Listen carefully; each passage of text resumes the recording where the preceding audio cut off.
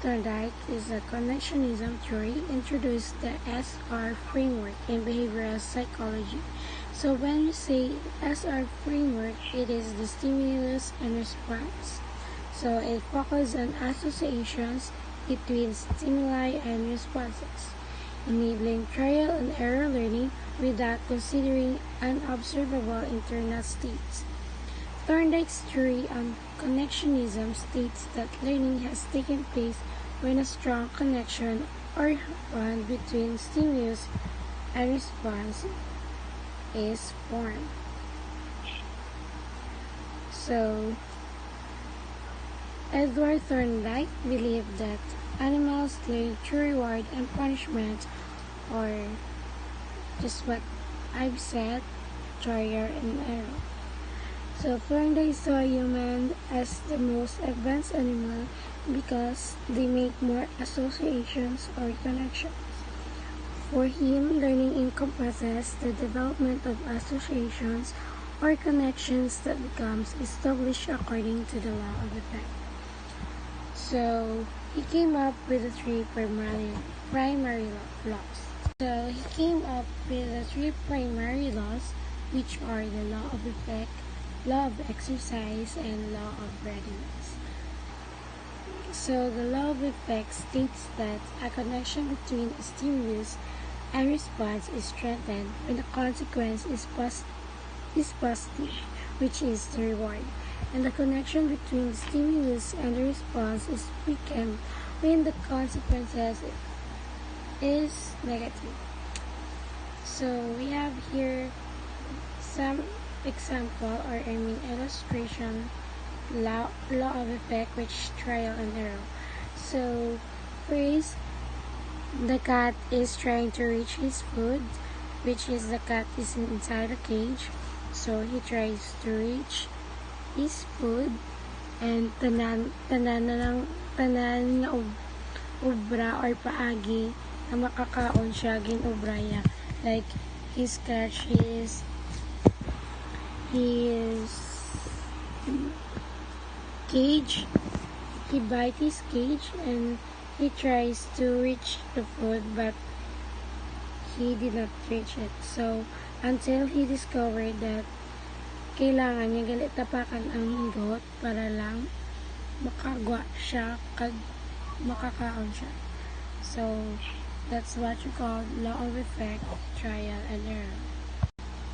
So the next law is law of exercise. These tell us that the more stimulus-response bond is practiced, the stronger it will become. Practice makes perfect seem to be associated with this. However, like the law of effect, the law of exercise also had to be revised when Thorndike found that practice without feedback does not necessarily enhance performance. So when we put this on classroom setting, so the last one is law of readiness. So the law of readiness states that the more readiness the learner has to respond to the stimulus, the stronger will be the bond between them. When a person is ready to respond to a stimulus and is not made to respond, it becomes annoying to the person. For example, ang Miss Jan nagamba niya, okay, we will now watch the movie you've been waiting for. So it's stimulus. Tapos gulpe lang, walang nag-run out. Ang estudyante feel frustrated because kay ang ready na sila tani mag-response to stimulus but was prevented from doing so. Likewise, if the person is not all ready to respond to stimuli and is asked to respond, that also becomes annoying. For example, ang teacher nag-call out siya sa isa ka estudyante nga magatindog kung mag-recite. So, umakot ang teacher sa iya kag also expect sa ang estudyante niya magasabat right away when he is still not ready. So ang muni nga bagay duga ka para sa estudyante kay because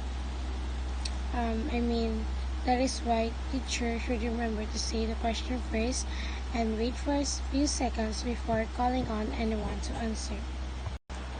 So we have here the principles derived from Thorndike's connectionism. So learning requires both practice and rewards, which is the laws of effect and exercise. So a series of S and R connections can be chained together if they belong to the same action sequence, which is the law of readiness. So transfer of learning occurs because of previously encountered situations. And lastly, intelligence is a function of the number of connections learned. So now, we are done in the theory of Edward L. Thorndike. Let's now proceed to John B. Watson. So John B. Watson is born in 1878 and died in 1958. So he was an American psychologist and the father of behaviorism, who followed through on Pavlov's classical conditioning.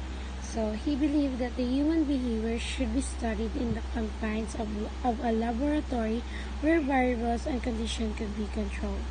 He advocated the use of conditioning for research and stated that he could mold a child into any kind of person if he was given control over the experiences of an infant during his or her first year of life. He highlighted the role of the environment in a child's learning. So, para kay Pavlov, si Pavlov ginsulod yan. Si Watson gisulod ang experiment ni Pavlov.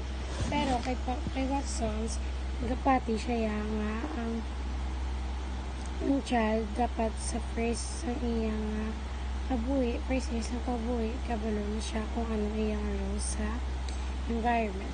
So, ang experiment ni John B. Watson is what you call the experiment on Albert. So, Watson applied classical conditioning in his experiment concerning Albert, a young child, and a white rat. In the beginning, Albert was not afraid of the rat, or what we call the white mice. So, as can you see in the illustration?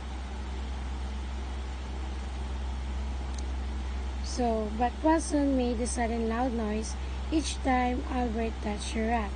Because of that, that was the before conditioning. So, before conditioning, si Albert, wala siya nadukan sa white rat, which is the neutral stimulus or the white rat. So, muna, sang ginundungan na ni Watson ang sound kag ang white mice, ang bata mayroon siyang neutral reflex or nag-fear siya sa white rat.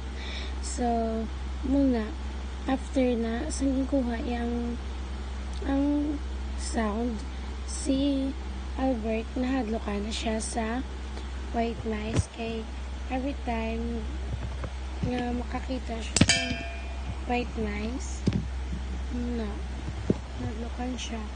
And also hindi lang gid white mice ang naging-appear ni Albert. So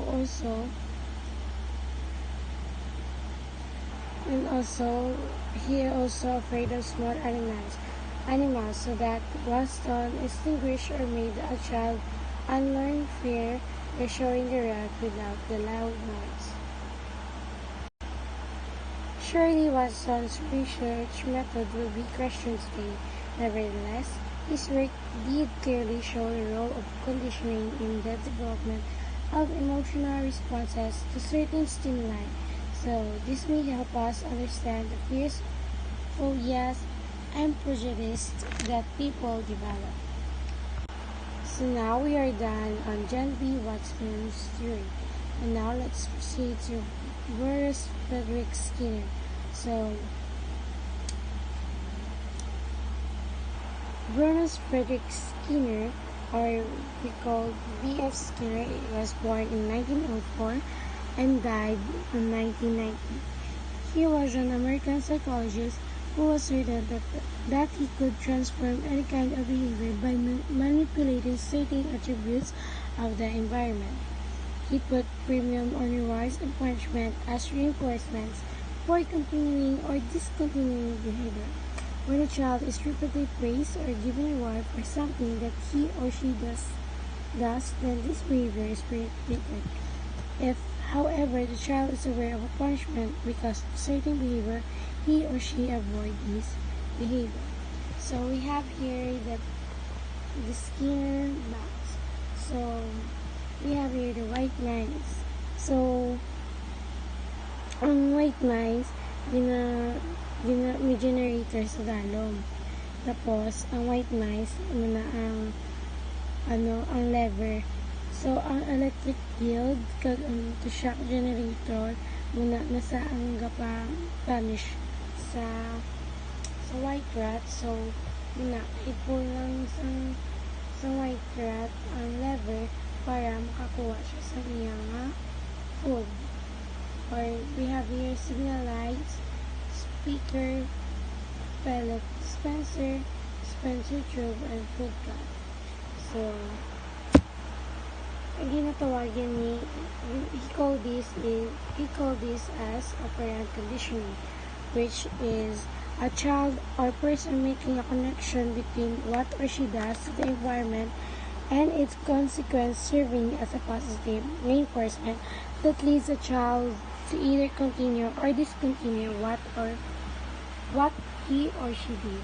We have here the reinforcement: positive, negative, and punishment: positive, negative. A positive reinforcer is any stimulus that is given or added to increase the response. For example, ang teacher na promises ang extra time sa play area to children who behave well during the lesson.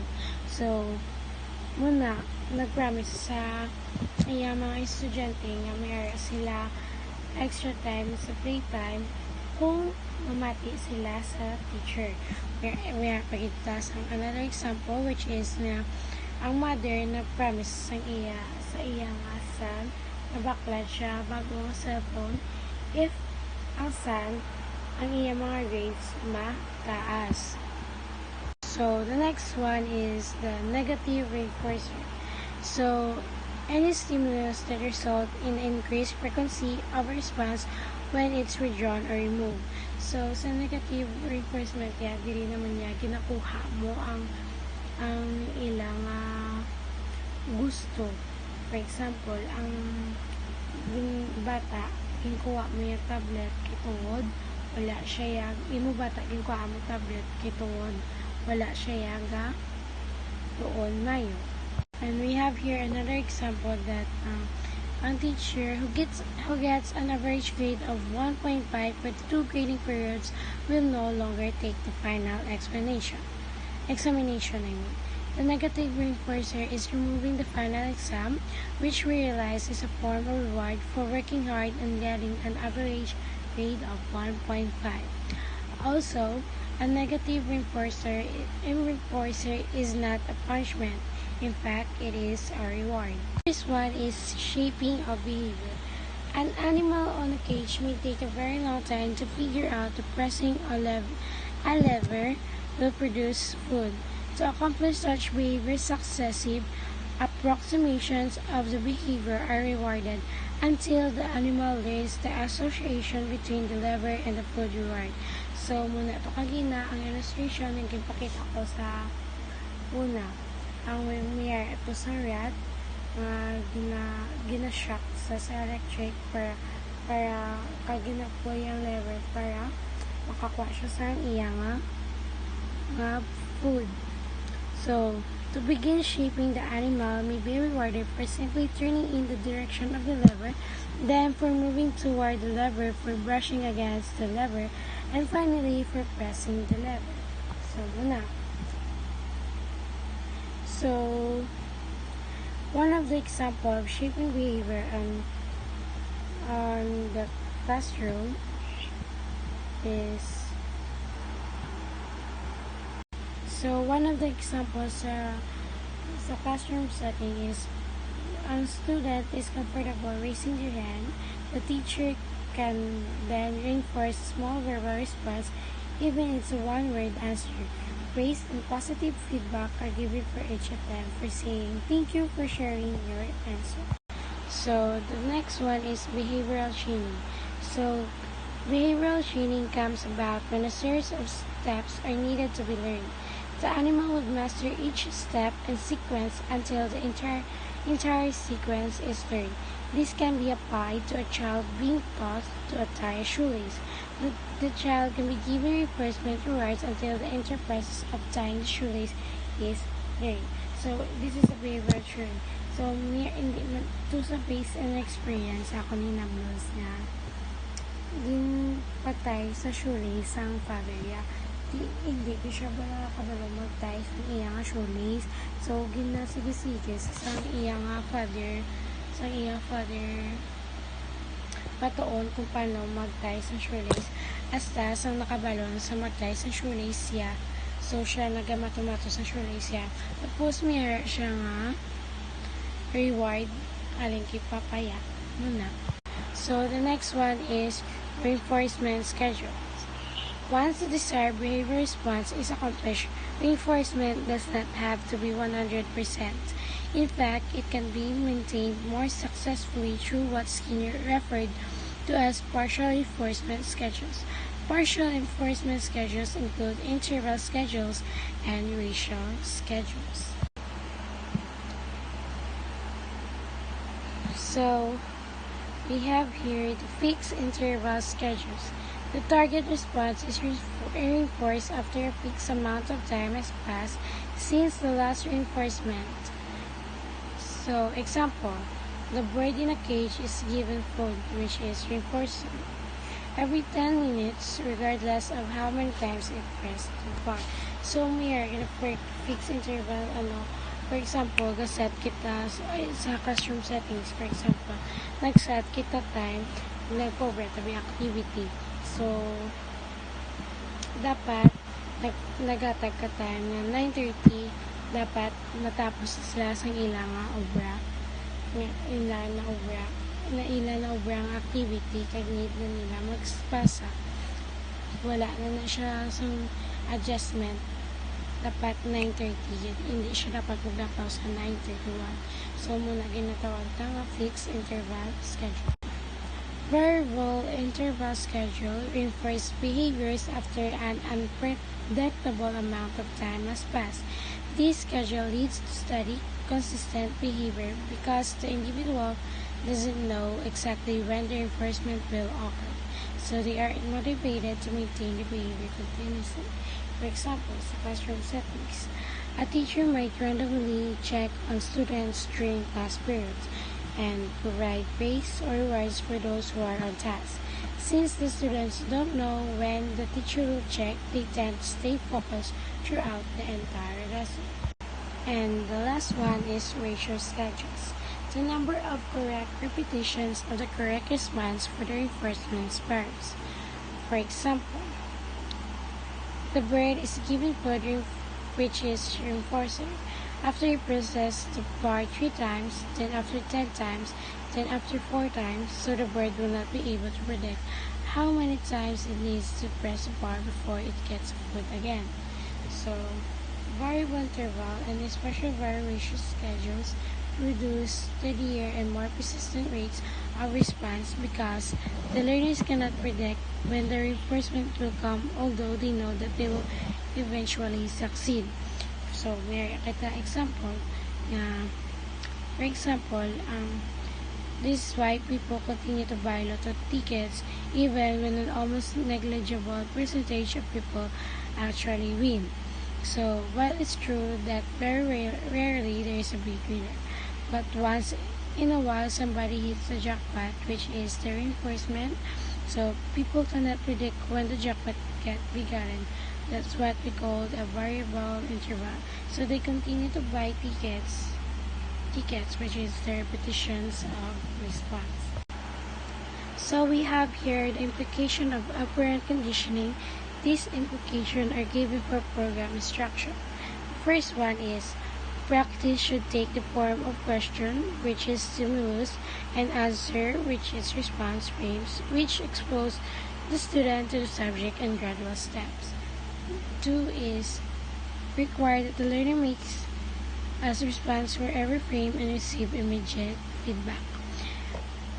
Number 3, try to arrange the difficulty of the questions to the respond is always correct and hence a positive reinforcement.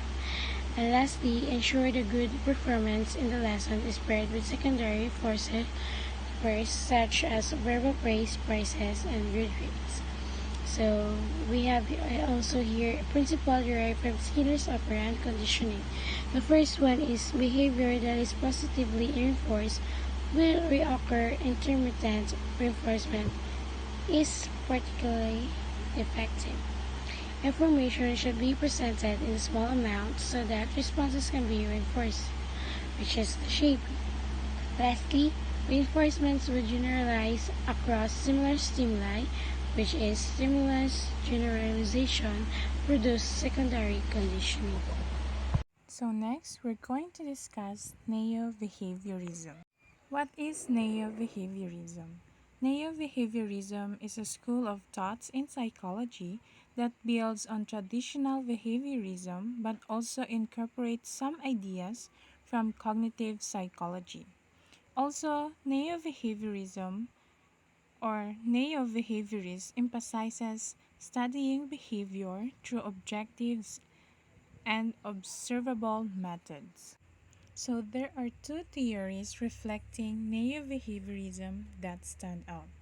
First is Edward Tullman's purposive behaviorism and Albert Bandura's social learning theory. Both theories are influenced by behaviorism, which is focused on internal elements in learning. When we say internal, it refers to the outside. It could be family environment, school, and society. But their principle seems to also be reflective of the cognitive perspective, focused on more internal elements. Internal, which includes the intelligence, interests, motivations, and passion within self. Edward C. Tullman. He was an American psychologist and a professor of psychology at the University of California, Berkeley. Through Tullman's theories and works, he founded what is now a branch of psychology known as purposive behaviorism. Tullman's theory of learning suggests that it's not just about reaching the stimuli, but understanding and navigating the environment. Tullman's belief that when an organisms learn, nag-create sila sang cognitive map of its surrounding. This way, para this way it helps the organisms to figure out the best way to reach its goal by connecting various pieces of informations rather than just making simple direct responses.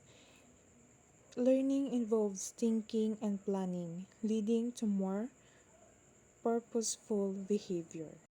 Tolman's behaviorism focused on the relationship between stimuli instead of just a simple link between a stimulus and a response. Kag also nag-believe sa nga a new stimuli like a sign can become connected to already meaningful stimuli through a series of pairing. So this means that learning can happen without the needs for rewards or reinforcements. It's more about how different cues relate to each other in the environment. I'm going to discuss Toolman key concept. First, learning is always purposive and goal-directed. Para mas maintindihan pagid naton, I'm going to give an example. When the teachers informs the students about an upcoming exam, they prepared truly to do well and receive a or a higher grade. So learning cannot occur if it's not goal-directed and has no purpose. So, kung magtuon kita, we have a purpose and also goal para maka-receive kita sang higher grade. So, it means we learn or learning is always purposive and goal-directed. Second, cognitive maps in rats. So, the first group, which had the food in the same location, learned to investigate the maze much better because they form a cognitive maps. Kung diin gid bala ang food nag were located. So, this shown that they understand the concept of the maze rather than just memorizing ang pasikot-sikot sang maze. So, the second group, nag-struggle sila because nag-relay lang sila sa they followed or following a pattern of turn instead of understanding the maze itself. Applied in human learning. So, as students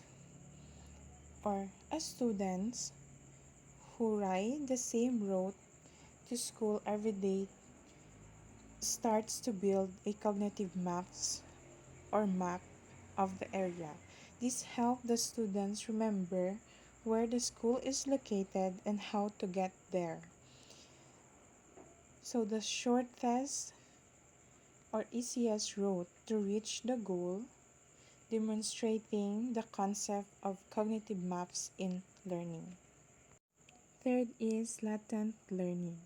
I'm going to give an example sa latent learning. So in school, often happens that we don't receive results right away because we expect to see various things from our students immediately. However, this isn't always the case. Many times, students learn things that they will need to use outside of the classroom in the future. These lessons may become evident after a year or other things, depending on the situations. This is referred to as latent learning. The lessons we have learned that are not obvious in our actions or behavior will eventually become apparent when they are needed. So this means that ang learning sang isa ka bata hindi ta dayon makita but eventually mag-appear lang siya in near future. Fourth is the concept of interventing variables. Interventing variables are factors that aren't directly observed but influence behavior. So, in 2 months research with rats, nag-believe siya nga things like expectations and needs nag-affect siya sa animals kung paano sila mag-behave kag kung paano sila mag-learn. So, in human learning, an example of interventing variable could be motivations. For instance, kung ang isa ka students hindi siya maayo ka-perform sa isa ka test, it's not mean lack siya sang ability but due to low motivations from external factor like stress or lack of interest sa isa ka subject. So these motivations influence how much effort they put into studying and ultimately impact their performance. The last one is reinforcement not essential for learning. Reinforcement can act as an incentive for performances. Toulmin's purposive behaviorism considers reinforcement or reward are not important or really important factor in his experiment. So as a students, kung mag-study kita sa aton nga lesson, kag minatun-an kita, that's already a reward. So, we develop cognition. Students learn even in the absence of reinforcement or reward. Albert Bandura, he was a psychologist who developed social learning theory. He studied children in order to understand how they learn from others. His studies showed that children imitate each other because they observe the action of others and copy them. This process is called observational learning. Bandura's social learning theory, the immediate physical and social setting, is referred to as the social context, which is also known as the social environment where people live, where something occurs or where develop take place, including the culture in which the people are raised or educated, including such as concept of observational learning, imitation, and modeling. Observational learning. Through observation, a child learns to walk, play, and talk, and how to write through observation of others. Thus, it indicates that a child is very observant and they learn from one another. Imitation. A young child imitates the words of an older person as they begin to speak. So by this, they learn by imitate the older person. For instance, a child might express a desire to become a teacher one day. So by imitating someone else, so that's the imitation. Modeling, this provides students with a virtual and visual representation of what is expected of them. Next is first, the observer is reinforced by the model. Like what I've said kanina, people can learn from one another. Second is the observer is reinforced by a third person. So for example, regardless of our level of knowledge or how much ang aton nga natun-an, we don't need to change our behavior according to social learning. Third is the imitated behavior itself leads to reinforcing consequences. Why? Because cognition is defined as the mental action or process of understanding through our thoughts, experience, and senses.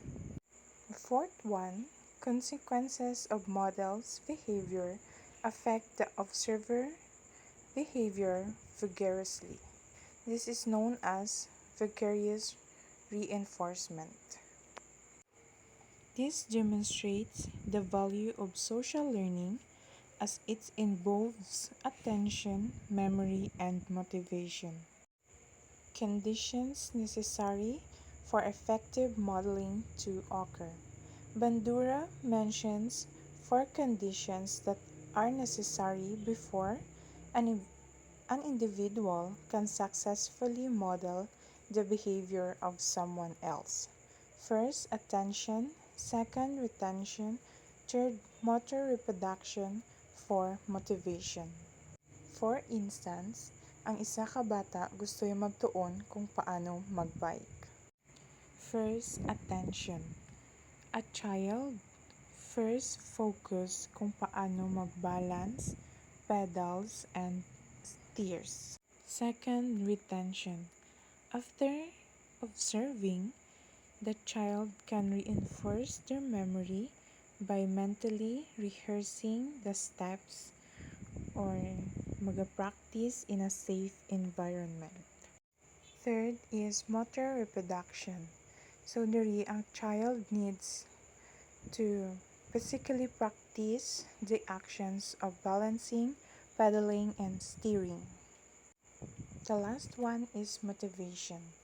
The child must feel motivated to learn, even though nga nagakapilasan sila or may mga challenges, but they are still feel motivated to learn.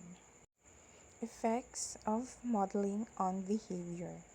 Modeling teaches new behaviors. Modeling influences the frequency of previously learned behaviors. Modeling may encourage previously forbidden behaviors. Modeling increases the frequency of similar behaviors. Modeling is a way people learn by observing others, which can introduce new behaviors or change existing ones.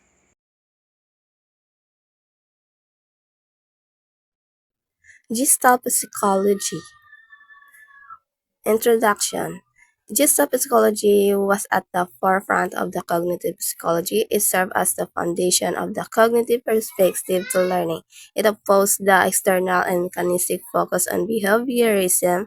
It considered the mental process and products of perception. These are just some illustrations that challenge our perceptual skills. Is there the possibility of you and me? And do you sense good or evil? Last one is, do you get the optical and the illusion? Our mind follows certain principle of perception. Gestalt theory was the initial cognitive response to behaviorism. It emphasized the importance of sensory walls and the dynamic nature of visual perception. The term Gestalt means form or configuration. The psychologists Max Widermer, Wolfgang Kohler, and Kurt Kafka studied perception and conclude that perceivers or learners are not passive but rather active. They suggested that learners do not just collect information as is, but they actively process and restructure data in order to understand. This is the perceptual process. Certain factors impact on this perceptual process. Factors like past experience, needs, attitude, and one present situation can affect their perception. So we were going to tackle about Gestalt principles. The first one is law of proximity. Elements that are closer together will be perceived as a coherent object. You can see sa left appears three columns, while the right appears like tatlo horizontal rows. So when objects we are perceiving are near each other, we perceive them as belonging together. The second is law of closure. We tend to fill the gaps or close the figure we perceive. We enclose a space by completing a contour and ignoring gaps in the figure. For example, what do you see when you look at this image? If you probably see a triangle, but in reality, all that there are three black Pac-Men. We see the triangle because our brains take ambiguous visual information and organize it into something that makes sense to us, something familiar, orderly, symmetrical, and that we understand. When this cognitive process kicks in, our minds leap from comprehending all of the elements as individual and unrelated components to seeing the entire shape as a whole. As a result, we perceive forms and objects where none were created. The third one is law of similarity. Elements that look similar will be perceived as a part of the same form. There are seems to be triangle and square will link similar elements together. The principle of similarity states that when things appear similar to each other, we group them together and tend to think they have the same function. For instance, in this image, there appear to be two separate and distinct groups based on shape, the circle and the square. The fourth one is the law of good continuation. Individuals have the tendency to continue contours whenever the elements of the pattern establish an implied direction. People tend to draw a good continuous line. Continuity principle of Gestalt state that we group elements that seems to follow continuous path in a particular direction. The human eye follows the path, lines and curves of the design and prefers to see a continuous flow of visual elements rather than separated objects. The human eye continues to follow the path even an obstacle hides it or its flow is broken by interlinking or bisecting visual elements. The fifth one is the law of good pregnancy. The stimulus will be organized into a good a figure as possible. In the example, good refers to symmetry, simplicity, and regularity. The figure is perceived as a square overlapping a triangle, not a combination of several complicated shapes. Based on our experience with perception, we expect certain patterns and therefore perceive that expected pattern. The last one of the Gestalt principle is law of figure or ground. We tend to pay attention and perceive things in the foreground first. A stimulus will be perceived as a separate from its ground. Rubin base is a classic illustration that demonstrates the principle of figure ground and multi-stability. If you consider a white background, you see a black base in the foreground. And if you consider a black background color, you see two faces looking at each other. Figure ground and multiplicity are sometimes confused to be the same. However, there is a slight difference. In most cases, background and foreground are stable, but in some cases, such as the optical illusion of Rubin base, it can be contribute multi-stability. Insight learning. This top psychology adheres to the idea of learning taking place by discovery or insight. The idea of insight learning was first developed by Wolfgang Kohler, in which he described experiments with apes where the apes could use boxes and sticks as tools to solve problems. The box problem, a banana is attached to the top of chimpanzee cage. The banana is out of reach but can be reached by climbing on and jumping from a box. Only one of Collar Apes, Sultan, could solve this problem. A much more difficult problem which involved the stacking of boxes was introduced by Collar. This problem required the ape to stack one box on another, and the master gravitational problems by building a stable stack. Collar also gave the apes stakes which they used to rake food into the cage. Sultan Collar, very intelligent ape, was able to master a two-stake problem by inserting one stick into the end of the other in order to reach the food. In each of these problems, the important aspect of learning was not reinforcement, but the coordination of thinking to create new organization of materials. Kohler referred to this behavior as insight or discovery learning. Gestalt principle in the teaching learning process. The six Gestalt principle not only influence perception but they also impact on learning. Other psychologists like Kurt Lewin expanded on Gestalt psychology, his theory focusing on life space shared to Gestalt psychology. He said that an individual has inner and outer forces that affect his perception and also his learning. Inner forces include his own motivation, attitudes, and feelings. Outer forces may include the attitude and behavior of the teacher and classmate. All these forces interact and impact on the person learning. Mario Bulletto, an Italian psychologist, wrote about the relevance of Gestalt psychology to education. So, Gestalt theory is focused on the experience of contact that occurs in the here and now. It considers with interest the life space of teacher as well as student. It takes interest the complexity of experience without neglecting anything but accepting and amplifying all that emerge. It stimulates learning as experience and experience as the source of learning. Appreciate the affection and meaning that we attribute to what we learn. Knowledge is conceived as a continuous organization and rearrangement of information according to needs, purpose, and meanings. It asserts that learning is not accumulation but remodeling or insight. Autonomy and freedom of the student is stimulated by the teacher. The time necessary for assimilation and for cognitive and essential remodeling is respected. The contact experience between teachers and students is given value, an authentic meeting based on sharing ideas and affection.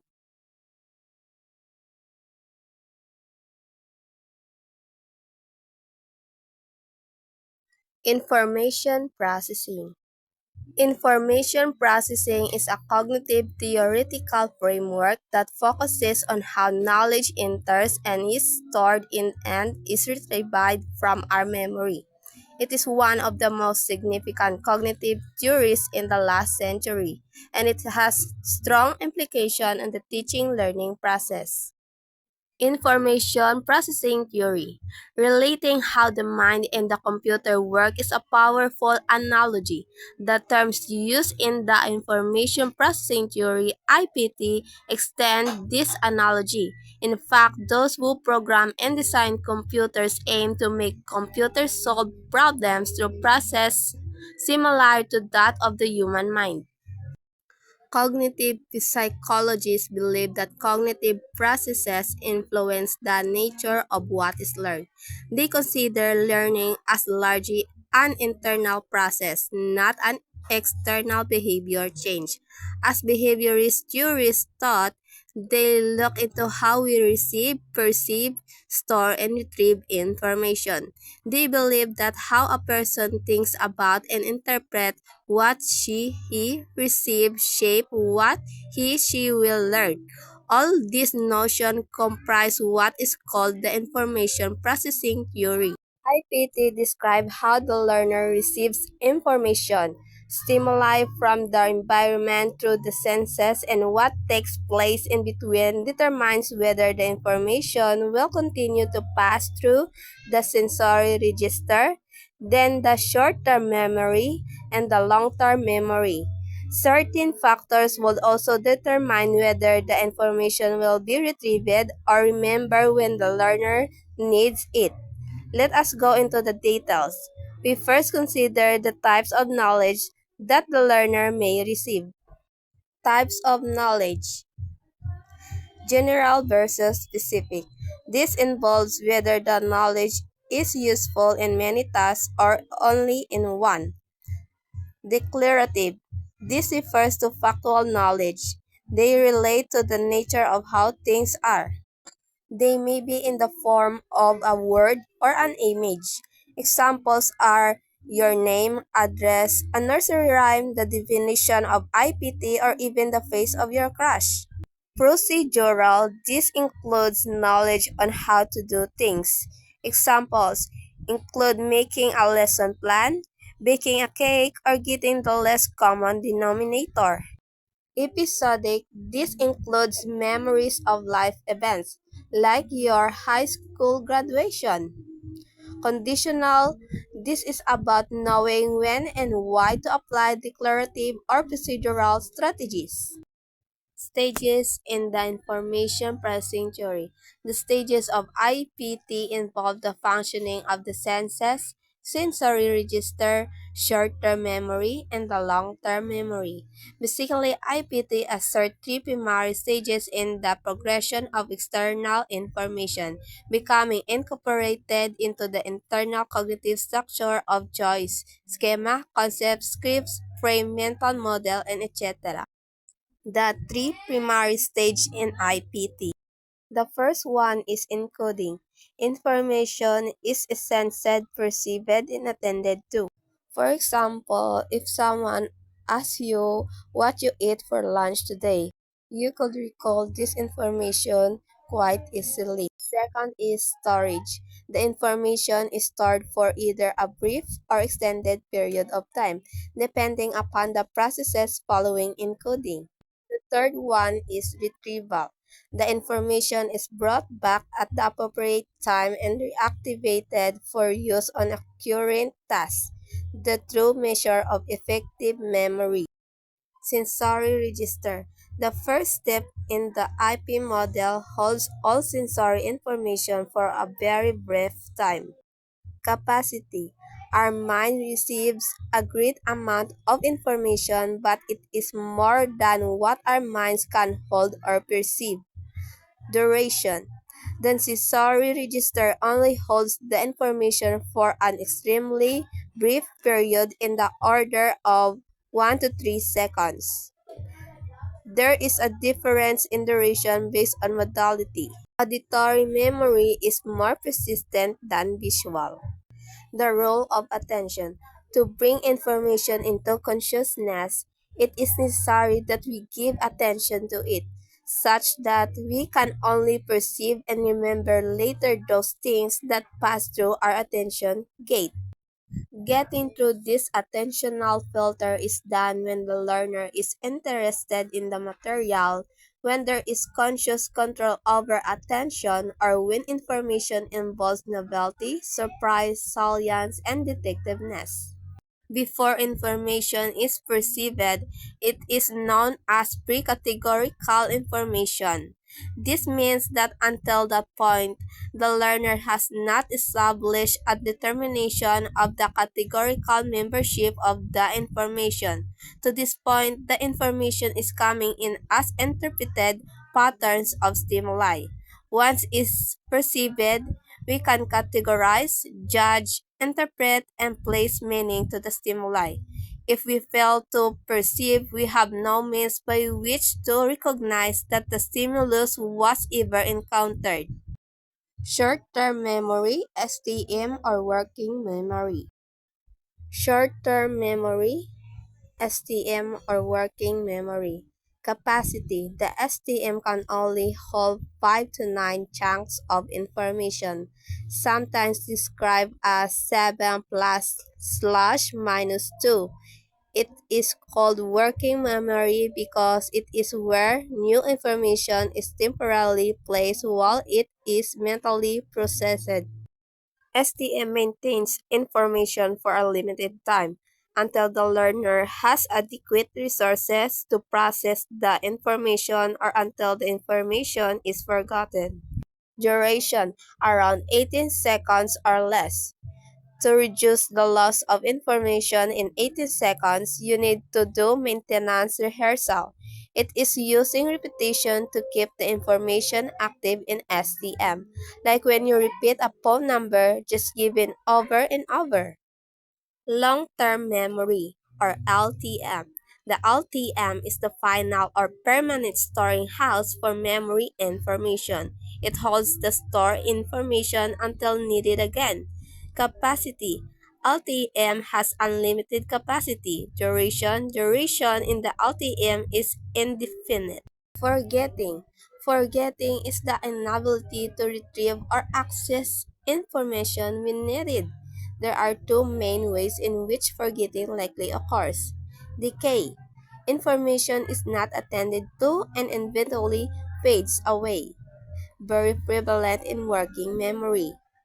Interference. New or old information blocks access to the information in question. So this is the methods for increasing retrieval information. The first one is rehearsal. This is repeating information verbatim, either mentally or aloud. Second, meaningful learning. This is making connection between new information and prior knowledge.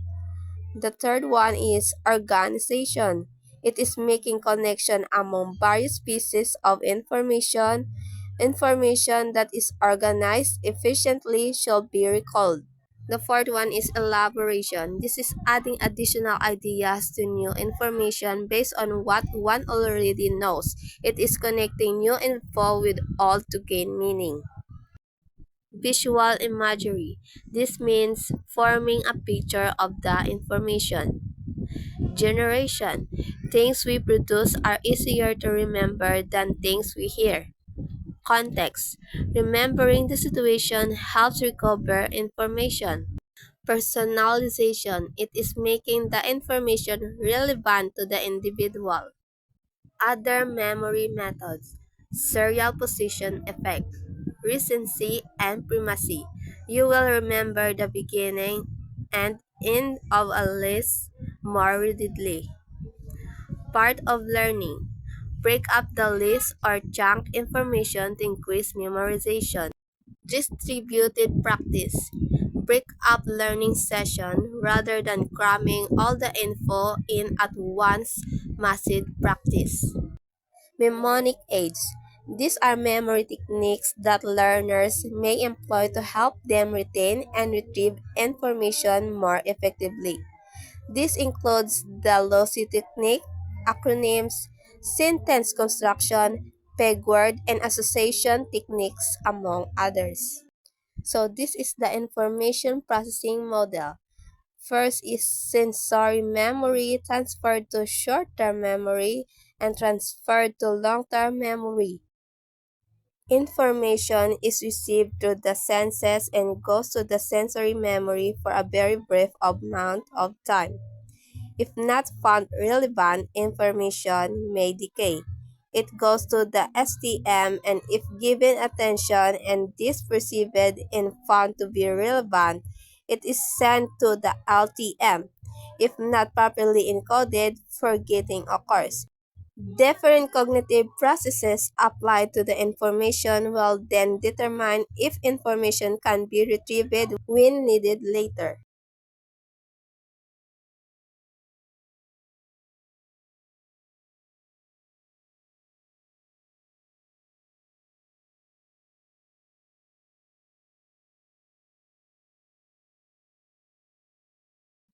Gagne's condition of learning. Gagne specified several different types or levels of learning. He stressed that different internal and external conditions are needed for each type of learning. Thus, his theory is called condition of learning. He also provided 9 instruction events that serve as basis for the sequencing of instruction. Gagne's condition of learning. Gagne's theory deals with all aspects of learning. However, the focus of the theory is on intellectual skills. The theory has been utilized to design instruction in all domains. Gagne's principles. First, different instruction is required for different learning outcomes. Gagne's theory asserts that there are several different types or levels of learning. Furthermore, the theory implies that each different type of learning calls for different types of instruction, which is Gagne named it the 5 categories of learning: the verbal information, the intellectual skills, the cognitive strategies, the motor skills, and the attitudes. Second, learning hierarchies define what intellectual skills are to be learned and a sequence of instruction. Gagne suggests that learning tasks for intellectual skills can be organized in a hierarchy according to complexity: the stimulus recognition, the response generation, the procedure following, the use of terminology, the discriminations, concept of formation, the rule of application, and problem solving. Lastly, events of learning operate on the learner in ways that constitute the condition of learning. These events should satisfy or provide the necessary conditions for learning and serve as the basis for designing instruction and selecting appropriate media. So these are the 5 categories of learning. The first one is verbal information. Example of learning outcome of this is slating previously learned material such as facts, concepts, principles, and procedures. Also listing the 4 learner-centered psychological principles. Condition of learning is: first, draw attention to distinctive features by variation in print or speech. Second, present information so that it can be made into chunks. 3. Provide a meaningful context for effective. Second is the intellectual skills with the example of learning outcome, which are the discriminations, concrete concepts, defined concepts, rules, higher order rules. Next is the cognitive strategy and its example of learning outcome, which is employing personal ways to guide learning, thinking, acting, and feeling. And its condition of learning, which is describe or demonstrate the strategy. Second, provide a variety of occasions for practice using the strategy. Third, provide informative feedback as the creativity or originality of the strategy or outcome. Next is the attitude and its example of learning outcome, which is choosing personal actions based on internal states of understanding and feeling. And its condition of learning: first, establish an expectancy of success associated with the desired attitude. Second, assure student identification with an admired human model. Third, arrange for communication or demonstration of choice of personal action. Fourth, and or lastly, give feedback for successful performance or allow observation of feedback in the human model. And the last is the motor skills, and its example of learning outcome is executing performances involving the use of muscle. And its condition of learning is first, present verbal or other guidance to cue the executive subroutine. Second, arrange repeated practice. Third, furnish immediate feedback as the accuracy of performance. Four, or lastly, is encourage the use of mental practice. And next is the non-instructional event. First is gaining attention, and its learning example or conditioning of learning outcome is teacher tells learner how she has used in a classroom or shows an example of a PowerPoint as learners questions about using PowerPoint. Its rationally is giving background information creates validity. The use of multimedia grabs the audience attention. Asking question in the beginning creates an interactive atmosphere. Next, or the second one is informing the learner of the objective.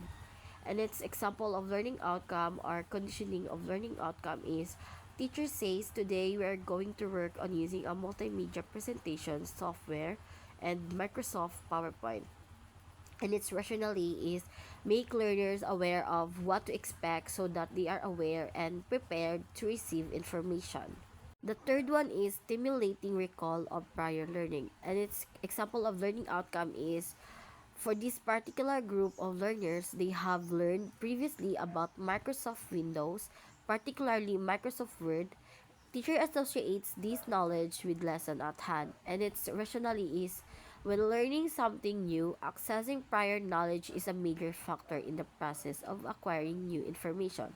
And the fourth one is presenting the stimulus, which teacher gives student hands-on step-by-step tutorial on using Microsoft PowerPoint. And the rationale of this is the goal is information acquisition. Therefore, the stimulus employed is written content and the actual software program. The fifth one is providing learner guidance. And its example of learning outcome is teacher demonstrate how to create a presentation, and its rationale is teacher uses discovery learning because learners are adults and it's give them the freedom to explore. Next is eliciting performance, and its example of learning outcome is teacher asks students to demonstrate PowerPoint tools. And its rationale is requiring the learner to produce based on what has been taught, enable the learner to confirm his her learning, and regular feedback enhances learning. Next is giving feedback, and its example of learning outcome is teacher gives immediate feedback to learners after eliciting responses. Next is assessing performance, and its example of learning outcome is assign a practice activity, and its rationale is independent practice forces students to use what they learn and apply it. Assessing such gives instructors a means of testing student learning outcomes. And the last one is enhancing retention and transfer. And its example of learning outcome, teacher asks learners to create activities using PowerPoint presentation for the 6th grade pupils. Teacher also assigned learner to teach another learner how to make PowerPoint presentation. And its rationale is applying learning in real life situation is a step towards mastery learning. So our next developmental theory is about Ausubel's meaningful verbal learning subsumption theory. So Ausubel's theory, knowledge is hierarchically organized. That new information is meaningful to the extent that it can be related, attached, or anchored to what is already known. It is about how individuals learn large amount of meaningful material from verbal, textual presentation in a school setting. He proposed the use of advanced organizers as a tool for learning. So the focus of Ausubel's theory is first is the quantity, clarity, and organization of the learner's present knowledge. This present knowledge consists of facts, concepts, propositions, theories, and raw perceptual data that the learner has available to him/her at any point in time. Second is the cognitive structure. The way to strengthen the student's cognitive structure is by using advanced organizers that allow students to already have a bird's eye view or to see the big picture of the topic to be learned even before going to the details. Osbel's belief of the use of advanced organizers is anchored on the learning was principle of subsumption. He thought that the primary way of learning was subsumption, a process by which new material is related to the relevant ideas in the existing cognitive structure. The four processes. First is the derivative subsumption. This describes the situation in which the new information you learn is an example of a concept that you have already learned. Next is the correlative subsumption. The elaboration, extension, or modification of the previously learned concept or propositions by the subsumptions of the incoming idea. The third one is the superordinate learning, which describes the situation in which the new information I learn is a concept that relates known example of a concept. Next is the combinatorial learning. This is when newly acquired knowledge combines with prior knowledge to enrich the understanding of both concepts. Advanced organizers is an instructional unit that is used before direct instruction or before a new topic. This is sometimes called a hook, a set induction, or an anticipatory set. Advanced organizers gives you two benefits. First, you will find it easier to connect new information with what you already know about the topic. Second, you can readily see how the concepts in a certain topic are related to each other. Types of advanced organizers. First is the expository and it describes the new content. Second is the narrative. It presents the new information in the form of a story to students. Third is the scheming and it's done by looking over the new material to gain a basic overview. And the last one is the graphic organizer visual is to set up or outline the information. This may include pictographs, descriptive pattern, and concept maps. Bruner's constructivist theory. So, in this module, challenge yourself to attain the following learning outcomes. First, describe the development of the child's ability to represent knowledge and explain how the spiral curriculum works. Introduction. Jerome Bruner was one of the first proponents of constructivism. A major theme in the theory of Bruner's is that learning is an active process in which learners construct new ideas or concepts based upon their current or past knowledge. Jerome Bruner, born in New York City, October 1, 1915, he received his AB degree from Duke University in 1937 and his PhD in 1947 from Harvard. He was one of the faculty in the Department of Psychology at Harvard University from 1952 to 1972. Next, he was at Oxford from 1972 to 1980. Later, he joined the New York University of Law in 1960. Bruner's published The Process of Education. This was a landmark book which led to much experimentation in a broad range of the 1960s. Howard Gardner and other young researchers worked under Bruner and were much influenced by his work in the early 70s. Bruner left the University of Oxford for several years. He returned to Harvard in 1979. So, according to Jerome Bruner, learners are encouraged to discover facts and relationships for themselves. So, this is the advanced organizer about the Bruner's constructivist theory main concept. Bruner's main concept. First, representation. Bruner suggested the ability to represent knowledge in three stages. These three stages also become the three ways to represent knowledge. Number 1. Inactive representation at the earliest ages. Children learn about the world through actions on physical objects and the outcomes of these actions. Children represent objects in terms of their immediate sensations of them. They are represented in the muscles and involves motor responses or ways to manipulate the environment. Like, for example, riding a bicycle, and tying a knot, and tasting the apple. Number 2, ionic representation. This second stage is when learning can be obtained through using models and pictures. The learners can now use mental images to stand for certain objects or events. Ionic representations allows one to recognize objects when they are changed in minor ways.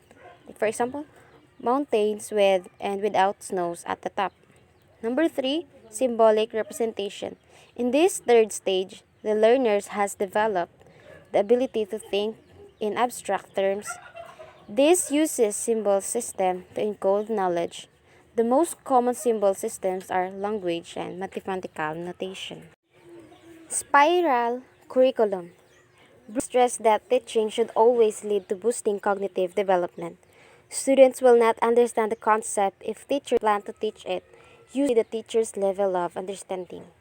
Instruction needs to be anchored in the learner's cognitive capabilities. The task of the instructor is to translate information to be learned into a format appropriate to the learner's current stage of understanding. Curriculum should be organized in a spiral manner so that the students continually builds upon what they learned. Spiral curriculum, teachers must revisit the curriculum by teaching the same content in the different ways depending on the students' developmental levels. Discovery learning. Discovery learning refers to obtaining knowledge for oneself. The teacher plans and arranges activities in such a way that students search, manipulate, explore, and investigate. Students learn new knowledge relevant to the domain and such general problem-solving skills as formulating rules, testing, and gathering information. Most discovery does not happen by chance. Students require background preparation. Once students possess prerequisite knowledge, careful structuring of material allows them to discover important principles. For classroom examples, learning becomes more meaningful when students explore their learning environment rather than listening passively to teachers. In elementary school, teachers might use guided discovery to help children learn animal groups like mammals, birds, or reptiles, rather than provide students with the basic animals groups and examples for each. The teachers could ask students to provide the names of types of animals. Then students and teachers could classify the animals by examining their similarities and differences. Category can be assigned once classifications are made. This approach is guided by the teacher to ensure that classifications are proper, but students are active contributors as they discover the similarities and differences among animals. And in high school, a chemistry teacher uses mystery and have students discover the elements in each.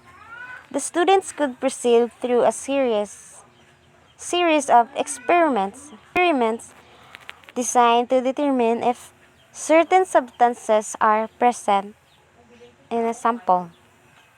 By using the experimental process, students learn about the reaction of various substances to certain chemicals and also how to determine the contents of their mystery substance. Brunner's 1966 states that a theory of instruction should address four major aspects. First, predisposition to learn. He introduced the ideas of readiness for learning. Brunner believed that any subject could be taught at any stage of development in a way that fits the child's cognitive abilities. This feature specifically states the experiences which move the learner toward a love of learning in general or of learning something in particular. Motivational, cultural, and personal factors contribute to this. Brunner emphasized social factors and early teachers and parents' influence on this. He believed that learning and problem solving emerge out of exploration. Part of the task of a teacher is to maintain and direct a child's spontaneous exploration. Number 2, structure of knowledge. This refers to the way in which a body of knowledge can be structured so that it, it can be most readily grasped by the learner. Brunner emphasized the role of structure in learning and how it may be made central in teaching. Structure refers to relationship among factual elements and techniques. This will depend on different factors, and there will be many ways to structure a body of knowledge and many preferences among learners. Brunner offers considerable detail about it. Structuring knowledge. Number 1, understanding the fundamental structure of a subject makes it more comprehensible. Brunner viewed categorization as a fundamental process in the structuring knowledge. Number 2, to generate knowledge which is transferable to other contexts, fundamental principles or patterns are best suited. Number 3, the discrepancy between beginning and advanced knowledge in a subject area is diminished when instruction centers on a structure and principles of orientation. This means that a body of knowledge must be in a form, sentence is simple enough for the learners to understand, and it must be in a form recognizable to the student's experience. 4. Effective sequencing. No one sequencing will fit every learners, but in general, the lesson can be presented in increasing difficulty. Number 4. Reinforcement. Rewards and punishment should be selected and paced appropriately. Brunner's investigated motivation for learning. He felt that ideally, interest in the subject matter is the best stimulus for learning. Brunner did not like external competitive goals such as grades or class ranking. Next, categorization. Brunner gave much attention to categorization of information in the construction of internal cognitive maps. He believed that perception, conceptualization, learning, decision making, and making inferences all involve categorization. Categorize are rules that specify four things about objects. The four things are given below. Number 1. Criterial attributes required characteristic for inclusion of an object in a category. Like for example, for an object to be included in the category as a car, it must have an engine, four wheels, and visible means of transportation. Number 2, the second rule prescribe how the critical attributes are Number 3, the third rule assigned weight to various properties. For example, it could be a car even if a tire was missing, and if used to hauling cargo, it would be shifted to a different category of truck or perhaps van. Number 4, the fourth rule sets acceptance limits on attributes. Some attributes can vary widely, such as color.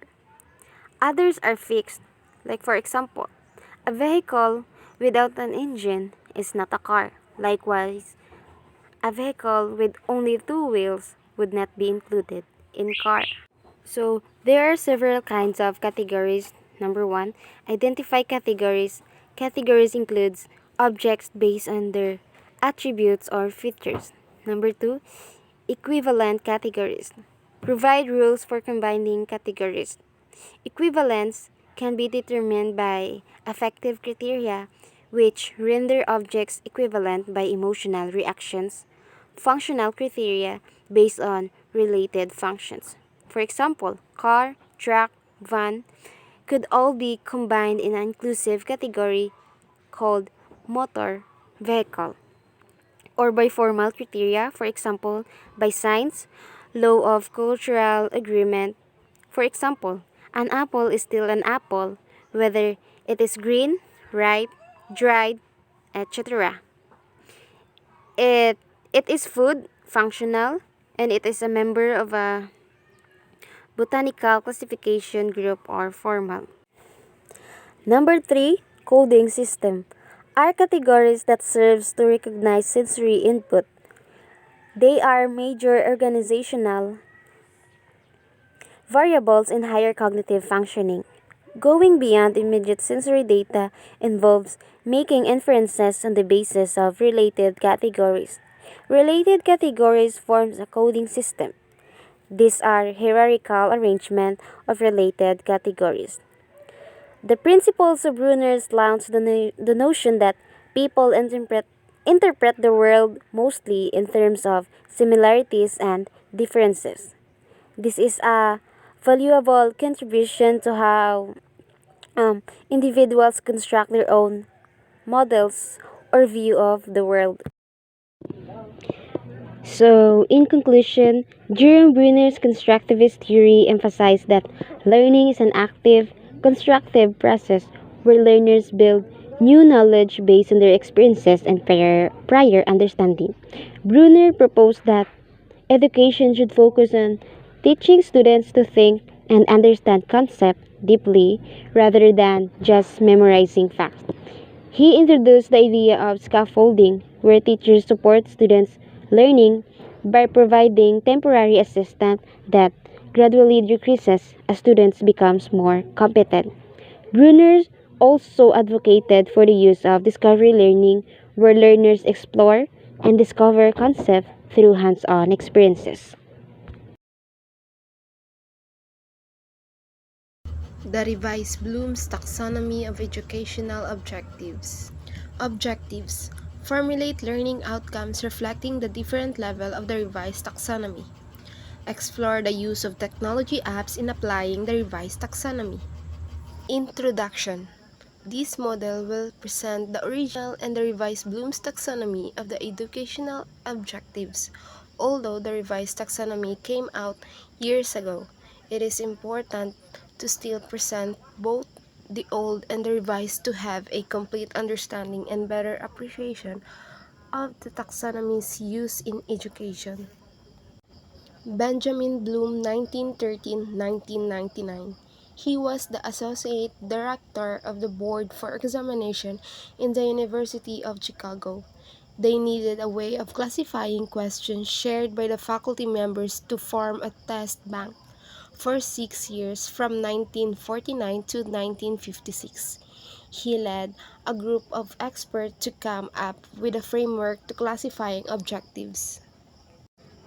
Old taxonomy, cognitive domain was published initially. The purpose was simply to have a framework to classify test questions that faculty members shared. It became so relevant and useful in education. Since then, it has been used in planning the curriculum, planning learning activities, and assessment. So Bloom's taxonomy was a model that described the different levels of learning outcomes that to target what skill and competences the teachers aim to develop in the learners. The taxonomy in the cognitive domain contains the 6-level progress. So we have comprehension, understanding concept rules, and principle application using them in real-life situation. Second, knowledge. Teaching with facts, stating, memorize, rules, principle, or definition.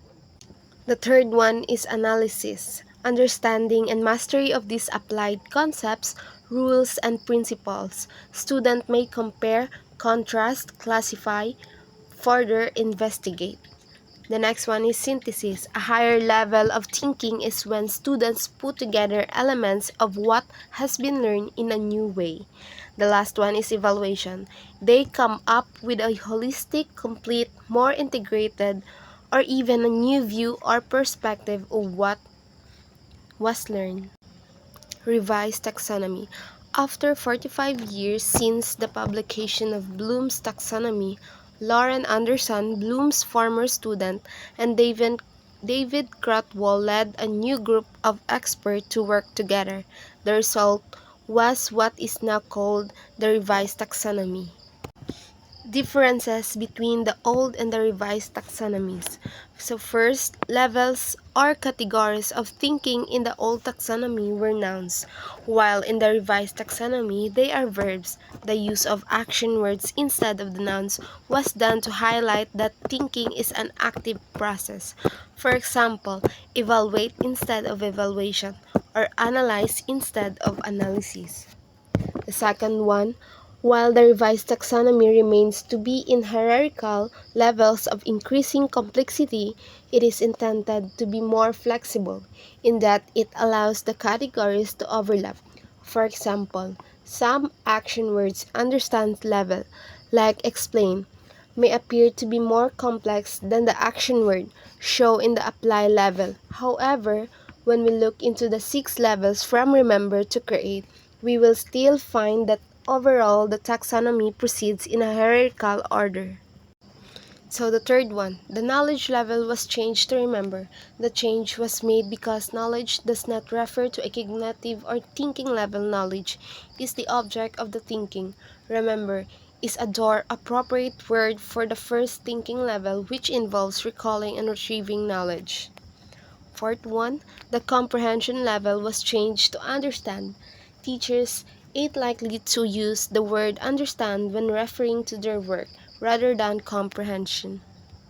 Fifth one, synthesis was changed to create and was placed as the highest level. And the last one, the cognitive domain now includes 2 dimensions, the cognitive dimension, the knowledge dimensions. The knowledge dimension of the revised taxonomy was based in subcategories of knowledge in the old taxonomy. That's all. Thank you. Next is Sternberg's Successful Intelligence Theory and WICS Model. Robert J. Sternberg is a cognitive psychologist who is currently the provost and professor of psychology at Oklahoma State University.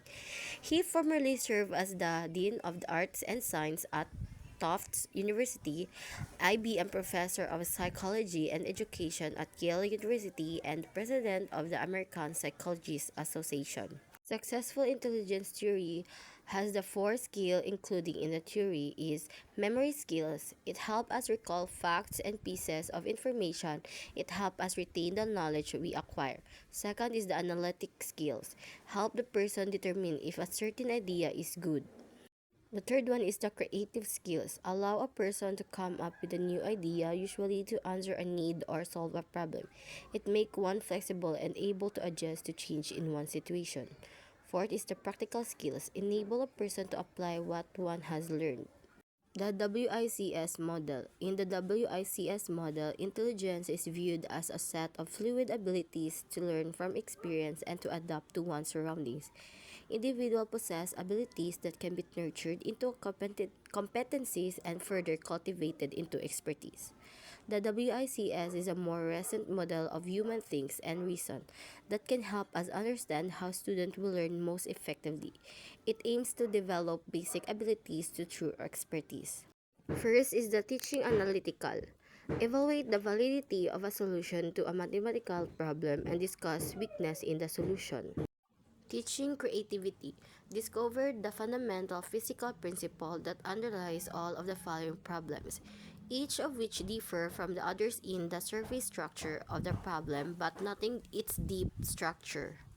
Next is the teaching practically. Put into practice what you have learned from teamwork in football to making a classroom team project succeed. It calls athletics. The last one is the teaching wisdom. Should parents expect their children to take care of them when they are old?